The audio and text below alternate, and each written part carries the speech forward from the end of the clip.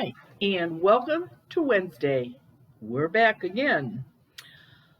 Today I'm going to talk about ghosts that have done horrible things in people's businesses. And apparently, last week it was ghosts that destroyed people's marriages. And apparently, I guess I did say at the end that all the ghosts did go into the light. So that's just a fill in from last week.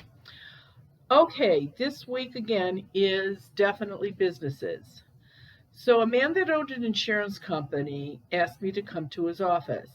He said he knew he had stuff going on and would I please come out? And the owner was there working every day and he had 8 employees that work there. And he said, I wanted you here because I actually saw an older man hanging around the electric box. And there was definitely an older gentleman there. Then the electric was off all day and the electric company couldn't find anything wrong. The energy from an earthbound spirit will definitely affect anything electronics. The employees were divided. Seriously, it was like they were playing Red Rover. There were 4 on one side of this office room and 4 on the other side. And all they were doing, they were glaring at one another and dirty looks to one another. And the sad part was that some of these 8 people were actually related and they're standing across from one another. The one woman said she is taking all the calls as they come in. It's not fair. She's greedy. She doesn't let any of us take the calls. She won't share them with us. And the other one said,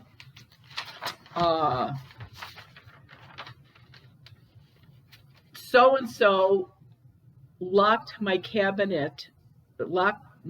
file cabinet, and she knows that I lost the key. She did that on purpose so that I couldn't get in and get my stuff out. I had to pay somebody to come in and put a new lock on it. Another one said, I don't need advice how to raise my son. All she does is tell me how to raise my son, and all she's got is daughters. What does she know? Every time she's by my desk, my computer doesn't work. He's so arrogant, he's always right. Just ask him. He's even got one of my people that has been a client of mine for years to only talk to him now. This is what happens between employees when you have earthbound spirits in your workplace. They don't eat, they don't sleep, they have human energy. They need human energy to keep going. That is why they get everybody to go at one another and blame each other for when things break, which could very easily be the ghost doing that. Even the employee were arguing and quarreling with the owner, but he was pretty smart. He figured it out that it had to be this. And he was so tired of all of them tattling on each other. And the owner was right. There was a man, and he was breaking anything he could. And there were 2 women ghosts there that just liked to aggravate each other and get them going. They all did go to the light. Seeds went up, and the man said he never had another problem in the place at all. This was an oral surgery practice, and I've said it many times. Dentists, oral surgeons, they're some of my biggest clients. Think about it. And I'm not being mean, but nobody likes to go to the dentist. People are afraid of dentists. And some of my best friends are dentists, and they're very nice people. They just do very hurtful things in the mouth, as far as I'm concerned. And that's how some people feel. So the energy, they're afraid. The energy they're putting out when they're waiting to get called in, go just swallow that up. So this was a dentist and a surgeon's. It was a combination. The doctor called and all hands, they had all kinds of problems going on there. Now, this was a practice that had 4 regular dentists and then 2 oral surgeons and a bunch. There was somebody there that did braces. I mean, it was an all round practice. And they definitely had issues going on there. When I went, there were 2 Earthbound Spirits there, more that were coming in and out. So think about it. Anybody that owns a business, when you invite a new client in or a patron in, how do you know they don't have something attached to them? And what's to stop somebody that's got something attached to them looking around going, oh, yeah, I can get more energy here. I'm not going home with her. I'm going to stay here now. And the these 2 Earthbound Spirits created such a problem between the staff that they literally blew open a portal. And again, keep in mind, live people blow open portals, not dead people. And the people that come out of portals are not nice people. These are people that are usually murderers or rapists or pedophiles. Now, a normal portal, a ghost will come out, it'll stay for a day and a half or 2 and then jump back in a portal. It can come back in another day or 2, but when that one leaves, that doesn't mean another one or a different one can't come in. And this is exactly what was happening at this practice. One of the bad guys would jump back in the portal. 20 minutes later, or an hour later, another one would jump out. So it was constantly something going on at this clinic. 2 of the dentists quit. The one swore that he saw the x-ray machine pop itself on by itself. That would have been one of the ghosts doing it. Total equipment failures. Instruments gone missing. Plumbing problems. They've had plumbers in. They couldn't find anything wrong. Got so bad they were losing patients. They come in one time, they never come back. You get called, oh, I didn't like the way the hygienist cleaned my teeth. Or they always had an excuse. Obviously, were not comfortable. So I closed the portal, and there was one man there at the time. He jumped back in the portal. He wouldn't go to the light. Closed the place up, seated the place up. All the Quincy's were in place, and they never had any problems again.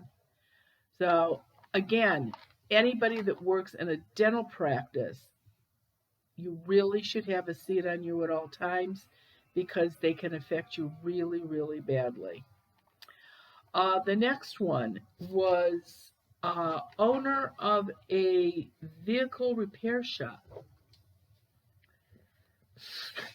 Excuse me. Okay. Guy called me up and he said that he had a repair shop, vehicle repair shop, and he said terrible stuff has been happening. Lifts were coming down slowly when a mechanic was down in the pit trying to work on a car and nobody was standing around to bring it down. Tools missing, then showing up in someone else's toolbox, which means that now the mechanics were fighting between themselves for, go ahead, borrow my tool, but put it back. But I didn't borrow your tool. I never touched it. Well, then why is it in your box? This is what was going on. The diagnostic machines were not working, or they were putting out wrong information. A half or a quarter of the shop, at different times, there would be no electric. They all ran off the same box, the same lines. How could a quarter of the shop go dead? Or sometimes a half of the shop go dead? And then the next time, it's the other half that's no electric. They could not figure it out. Again, electrician in, they couldn't figure out what was going on. Nobody that worked there wanted to stay. Nobody was comfortable. They were arguing so bad. And what was the final straw that broke the camel's back was that somehow the one ghost got the big bay door off track. And they had a heck of a time getting that door back on track so that they could close it. There were 6 mechanics, 2 to 3 supervisors, and 3 male ghosts that were there. And each one was a previous owner and didn't like the new owner. One had been a mechanic when alive and he couldn't get the hang of the electronics, and they fired him. He died and he came back to get even. And one was actually attached to one of the mechanics there and came to work with him every day and went home with him every night. All 3 of them did go to the light, so everything was okay with that. The mechanic that had the one attached to him, he got attached because he bought an old hot rod that needed a lot of work. And it was just something he fussed around with and messed around with on his time off. And apparently that hot rod had belonged to the ghost that was attached to him. Men and their cars, they like them whether they're alive or dead. It's like ladies and their diamonds. Be careful if you buy a diamond from an estate sale. You never know what you're getting. This one was a library. And a librarian called me about doing a program at the library. And I used to do quite a few programs at libraries years ago. And as we were working out the details, the date and when I was going to come out, she sort of says to me, "Gee, if there's any ghosts here when you come, will you tell us all and then get rid of them?" And I just said, "What's going on?" So I go to the library, and this is what's been happening.